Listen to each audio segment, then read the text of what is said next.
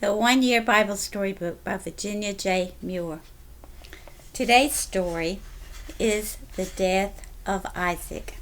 It comes from Genesis chapter 33 and 34. After Esau left, Jacob traveled toward Canaan. He camped for a short time at Succoth, then entered Canaan and stayed for a while at a city called Shem. He bought a piece of land and built an altar. He called it an altar to the God of Israel.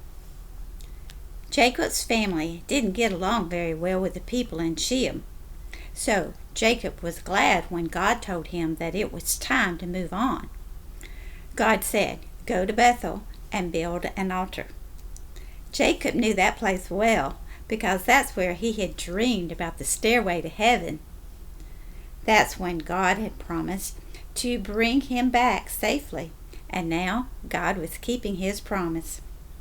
Jacob built a great altar and made sacrifices to show God how grateful he was for all his blessings.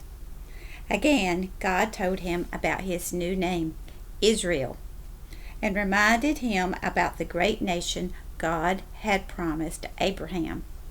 They went on toward Bethlehem, but before they could get there, Rachel had another baby boy. They named him Benjamin. After the baby was born, Rachel died.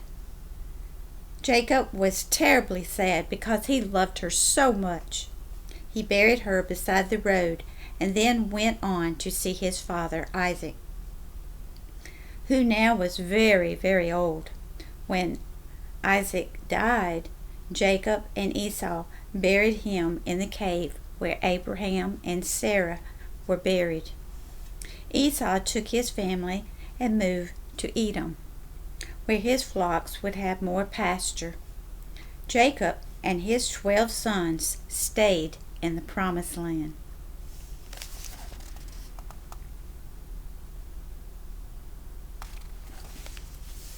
Because Jacob loved Rachel best, and because her son Joseph had been born in Jacob's old age, he was Jacob's favorite child.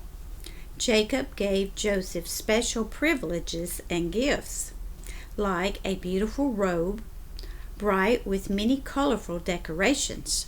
Of course, this made the other sons angry because they were so jealous of Joseph.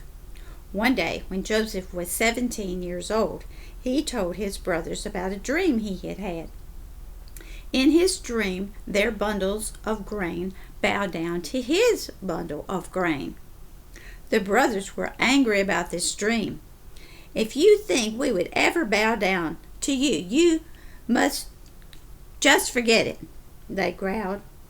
Now, they hated Joseph more than ever. Later, Joseph had another dream, and he told this one to his brothers also. "I dreamed that the sun and the moon and the 11 stars were bowing down to me," he said. This time his father heard about his dream too, and Jacob scolded him. "Now listen, what is this I hear about your dream? Do you mean to think that your mother and I and all your brothers will actually come and bow down to you?" Joseph's older brothers continued to be jealous and hateful toward him. Jacob thought a lot about Joseph's strange dreams and wondered why his son dreamed such strange things. This is Joseph the Dreamer from Genesis chapter 37. We'll hear more about it tomorrow.